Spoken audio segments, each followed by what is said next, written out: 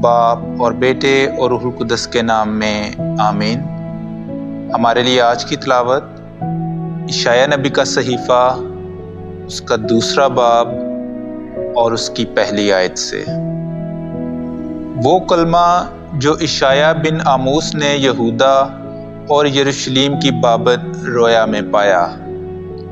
آخری دنوں میں ایسا ہوگا کہ خداوند کے گھر کا پہاڑ پہاڑوں کی چوٹی پر استوار کیا جائے گا اور پہاڑیوں سے بلند کیا جائے گا، اور تمام امتیں اس کی طرف روانہ ہوں گی۔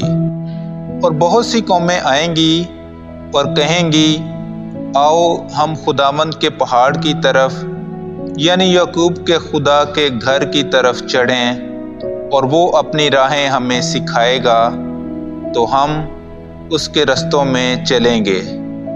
کیونکہ صہیون سے شریعت اور یروشلم سے خداوند کا کلمہ صادر ہوگا۔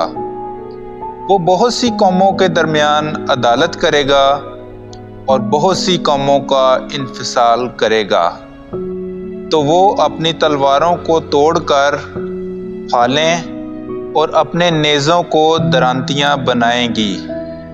پھر قوم پر قوم تلوار اونچی نہ اٹھائے گی، اور وہ پھر کبھی جنگ کی مشق نہ کریں گی۔ اے یعقوب کے گھرانے، آؤ ہم خداوند کے نور میں چلیں۔ کلام اقدس کا پڑھا اور سنا جانا ہم سب کے لیے باعث برکت ہو۔